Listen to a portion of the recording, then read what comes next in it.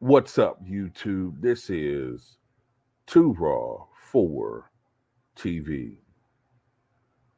All right, so before I get into this video, I want to give a big shout out to the brother Aram for showing love with the donation. Yet another donation to the channel via the PayPal. Leaves a note saying, um, I'm in a chat group. The discussion of the day was comparing forwards from different eras. The discussion was who was a better player, Rick Barry or Carmelo Anthony. Can you do a video on this? They are about 45 to 50. I say they were really about 40 years apart, I'd say. They're about 40 years apart, but we want to hear your opinion. Well, just based off of accomplishments and peak for peak, um, I would go with Rick Barry. Let's first look at resume. Okay, look, Carmelo Anthony was a 10-time NBA All-Star. Rick Barry was an 8-time NBA All-Star, but we have to remember though, that he played in the ABA as well. So when you look at All-Star appearances combined, he has 12, 8 in the NBA, 4 in the ABA. Let's see. Carmelo was 2-time All-NBA second team. And Rick Barry was All-NBA second team in 1973. I don't know if the ABA had a second team. I don't see that up there. I know what I'll do. I'll just read Carmelo Anthony's accomplishments, then Rick Barry's. So Carmelo Anthony was a 10-time NBA All-Star, 2-time All-NBA second teamer, 4-time All-NBA third team. In 2012-13, he led the NBA in scoring. In 2004, he was on the NBA All-Rookie first team. Some people believe, I'm one of them, that he was robbed of what should have been a Rookie of the Year award. He's on the 75th anniversary team in the NBA.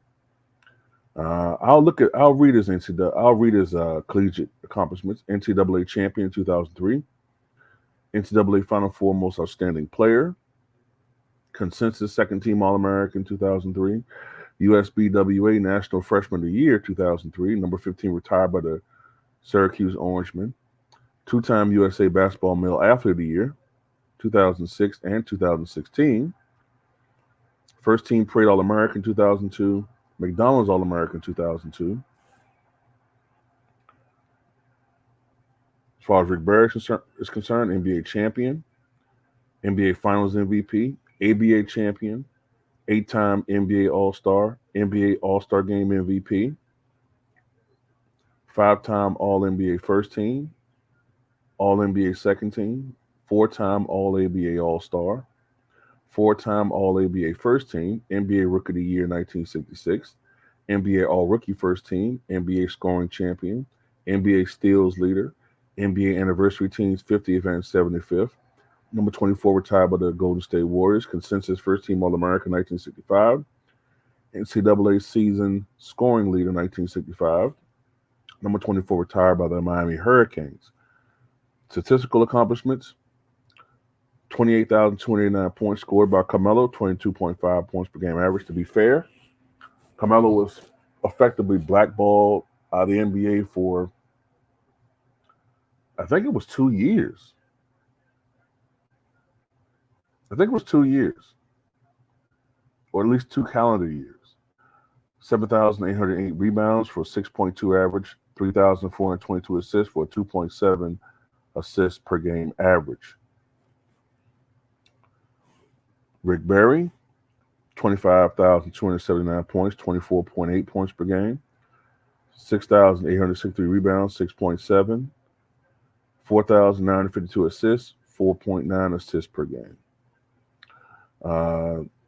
Medals. Carmelo became the first American player, I believe, to earn 3 gold medals: 2008 in Beijing, 2012 in London, where he was arguably the best performing player And I think he was the best performing player in 2012 Olympics in London. In 2016 Rio de Janeiro, and won the bronze in Athens. Won the World Championship bronze 2006 in Japan, America's Championship 2007 in Las Vegas. Rick Barry, I don't know if he played in the Olympics. I don't think he did. And back then, when he was playing, professional players were not allowed to play in the Olympics when he was playing. That wasn't started until 1992. But he is in the College Basketball Hall of Fame, so there's that. Rick Barry is the only player to lead the NCAA, ABA, and NBA scoring. He won a championship as well in the ABA. So that's something that should be listed as well. So look, both of them were players who were great individual scorers. Carmelo was known, although earlier in his career he did score more in the post, mix it up a little bit more, but as he got older, he became more of a perimeter-oriented guy, mid-range and perimeter-oriented. Occasionally would drive to the basket, more so when he was younger. 6'7", 238 pounds, a little bit bigger than Rick Barry. Rick Barry was 6'7", 205 to 215. Carmelo was more of an ISO scorer who used footwork and an array of offensive moves to create space for himself so he could get into position to score. Because he focused so much on mid-range in his career, and as the NBA became more three-point orientated, he became a pariah because of that, which to me didn't make any damn sense. I swear, man, sometimes like the NBA just had it in for black dudes who wore headbands, whether it was Chris Webber, whether it was Carmelo Anthony, whether it was Allen Iverson, whether it was DeMarcus Cousins. I mean, that's the pattern I saw. I didn't get it, but it is what it is. Rick Barry started off as more of a mid-range guy who drove to the basket quite a bit, got to the foul line quite a bit the first few years of his career. When he came back from the ABA, he was, in my opinion, better conditioned, a better ball handler, a better passer, and a better defender. Because I've said this before, while the ABA did not have as good, as far as big men is concerned, they weren't as good as far as the dearth of talent at the front court. Eventually, I thought the ABA had better, more athletic players in the backcourt. And you could see that from the glut of great perimeter players that came to the ABA after the merger. Some of them, including George Gervin, David Thompson, Charlie Scott. You know, uh, there's so many different guys that came over from the ABA that were stars in the NBA. Julius Erving, although you wouldn't think of him as a perimeter guy, but he was a small forward. So the list goes on and on and on. Rick Barry, to me, I think was obviously by default a better defender. Led the NBA in steals. He was a better facilitator. In many ways, he was a precursor to Larry Bird. Matter of fact, you could argue he was maybe the first point forward. I would say that. Although I don't know if they used that term. I think the first time that term was used was with Marcus Johnson playing under Don Nelson. But essentially, Rick Barry was doing the same things with the Golden State Warriors when he came from the ABA. So I mean, look, man, I don't really think I need to do too much detail. Now, don't get me wrong, Carmelo Anthony is one of the greatest scorers the game has ever seen. He is the former record holder, or at least was formerly tied with the record holder, George Gervin, for most points scored in a quarter with 33 until Klay Thompson scored 37. And he is the Knicks' all-time leading scorer as far as single games, 62. So this guy could light it up with the best of them. So his career high is 62. Rick Barry's career high is 64, which he did without a three-point shot. Both shot roughly the same for their careers. Carmelo Anthony, I think he was around 44%, 44.7% for his career. Rick Barry is 45.6% for his career. So a slight edge for Rick Barry. Carmelo Anthony did become a much better three-point shooter toward the latter part of his career. Early in his career, he was a little bit hit or miss. But when he came back from the exile, as I call it, he was a much improved three-point shooter. Much improved. Matter of fact, the last 5 years of his career, he shot 37.6% from downtown. So, there's that. Rick Barry didn't shoot nearly as many threes, 29.7% for his career. His last season, which was the first year the three-point line was implemented, he shot 33% from downtown on 3.1 attempts. But I get the sense, though, that if he focused on that, he is focused on honing that three-point shot, he would have been a much better three-point shooter. And he did have games where he got into rhythm and it was great from that range. I think he had one game with the Houston Rockets his last year when he made 8 threes, which was at the time the record. So I definitely think he had potential to be a great three-point shooter. He would have. Free throw shooting, both these guys were great. But Rick Barry is one of the all-time greats. Carmelo, 81% career free throw shooter, excuse me. Rick Barry in the NBA, 89%. In the ABA, excuse me, I take that back. In the ABA, he was 88%. In the NBA, 90%. Overall, 89% from the line. Carmelo Anthony never led the NBA in free throw percentage. Rick Barry led the ABA and NBA in percentage 1, 2, 3, 4, 5, 6, 7. Matter of fact, his last 3 years in the NBA, he led the NBA in free throw percentage. His last 3 years,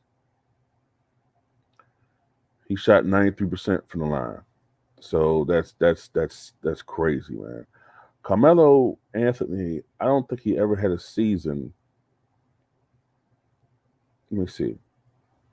Carmelo had just 1 year, which is 2015-16 season. We averaged more than 4 assists in a season. Rick Barry had 1, 2, 3, 4, 5, 6, 7, 8, 9, 10. Let me see. Do it count again. 1, 2, 3, 4, 5, 6, 7, 8, 9. He had 9 seasons averaging more than 4 assists per game. So, I mean, look.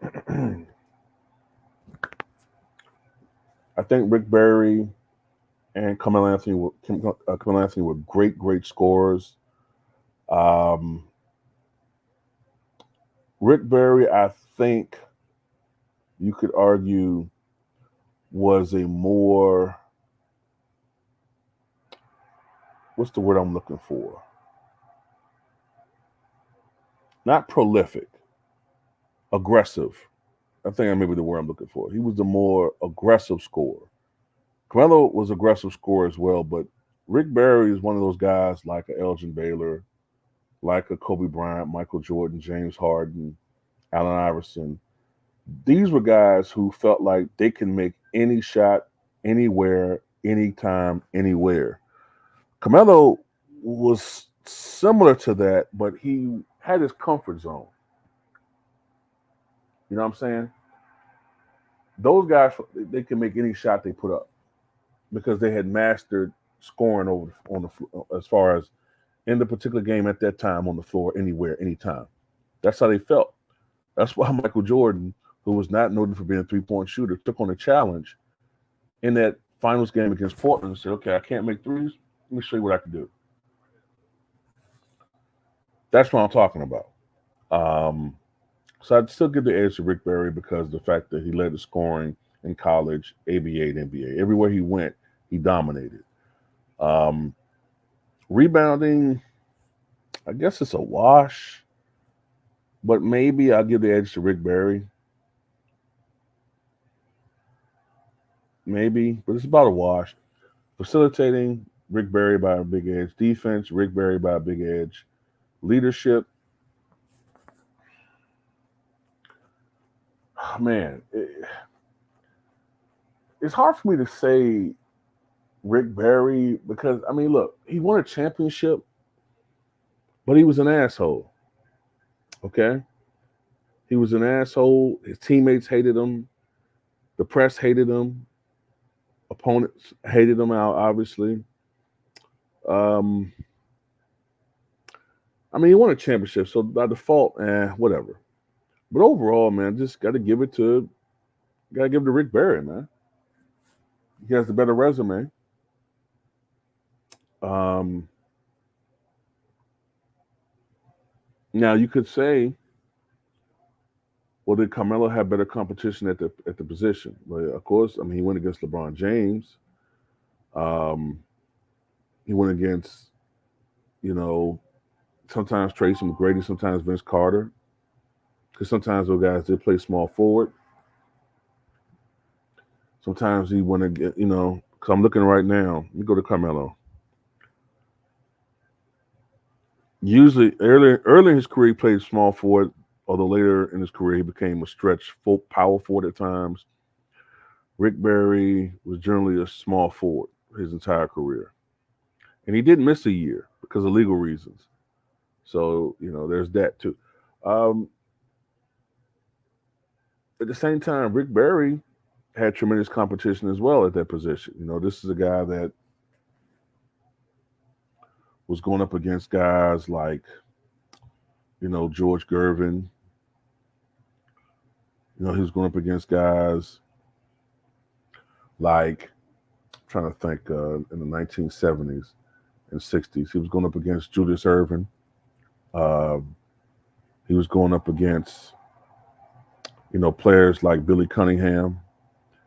He was going up against guys like John Havlicek.